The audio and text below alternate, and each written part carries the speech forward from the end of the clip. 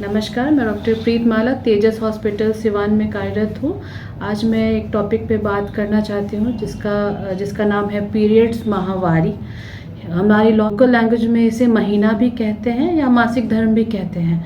ठीक है, इसको लेके लोगों के अंदर बहुत सारी अवधारणाएं भी हैं कि क्या नॉर्मल है, क्या अबनॉर्मल है। किसी को ज़्यादा होता है, किसी को कम होता है। हमें कब किसी डॉक्टर के पास जाके मिलना चाहिए या उनसे सलाह लेनी चाहिए, ये बहुत जानना ज़रूरी है।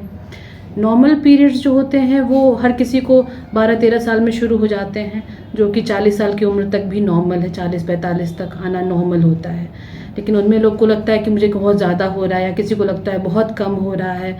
तो इसका सही अमाउंट या सही टाइम क्या है, ये भी जानना ज़रूरी है। किसी को अगर 25 दिन पे आता है और 35 दिन के बाद आता है, दोनों नॉर्मल है। हाँ, उससे जल्दी आ जाए या उससे लेट आए तो आपको डॉक्टर के पास दिखा लेना ज़रूरी है। अच्छा, पीरियड का लोग को लगता है कितना ज़्यादा होना चाहिए, कितने दिन आना चाहिए। किसी को 2 दिन भी आता है, किसी को 1 हफ्ते भी आता है। अगर 2 दिन भी आता है वो भी नॉर्मल है, और अगर किसी को 1 हफ्ते आता है वो भी नॉर्मल है। किसी को दर्द होता है, किसी को नहीं दर्द होता है। थोड़ा सा दर्द होना एक नॉर्मल प्रोसेस ही है। हल्का सा दर्द होना चाहिए, बर्दाश्त करने लायक होना चाहिए। लगे कि नहीं बर्दाश्त नहीं हो रहा, आप डॉक्टर से जाइए, मिलिए, कंसल्ट कीजिए कि आपको कोई बीमारी तो नहीं है, कोई दवा लेने की ज़रूरत तो नहीं है। ठीक है, ब्लीडिंग कभी भी ज़्यादा होने लगे, खून के थक्के गिरने लगे, या लगे कि नहीं बहुत ज़्यादा वो बेहोशी छा जाता है या उल्टियाँ होने लगती हैं पीरियड्स के टाइम पे, तो आपको डॉक्टर से जाके मिलना चाहिए। ठीक है। अच्छा, कभी किसी लड़की को अगर पीरियड्स 15 साल का उम्र हो गया या 16 साल का उम्र हो गया, पीरियड आता ही नहीं है, तो भी आपको डॉक्टर से जाना चाहिए, मिलना चाहिए कि क्या वजह, किस वजह से ब्लीडिंग नहीं आ रही है।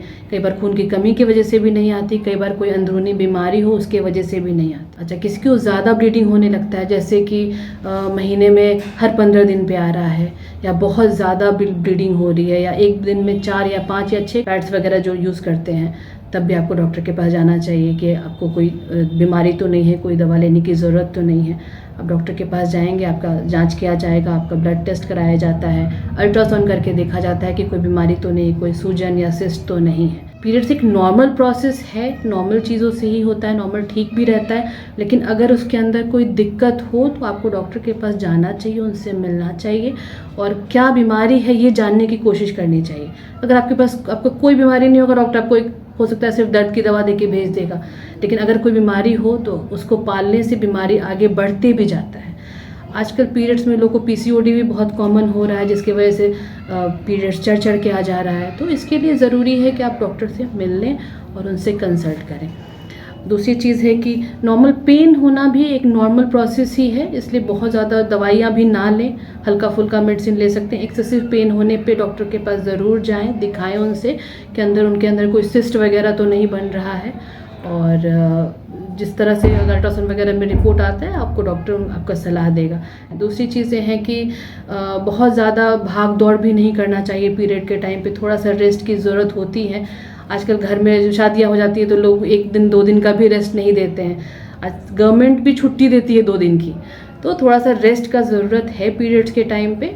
शरीर को रिकवर होना पड़ता है, थोड़ा सा ब्लीडिंग होता है तो वीकनेस लगता है, तो घर के लोगों को भी समझना है कि जिनको हुआ है उनको थोड़ा 2-3 दिन का रेस्ट दिया जाए, ताकि एक्सेसिव काम ना करे, थकान ना हो। और बस यही बताना है। अगर कुछ आपको प्रॉब्लम हो तो आप आके कंसल्ट कर सकते हैं, मिल सकते हैं, पर्सनली मिल सकते हैं। Thank you so much.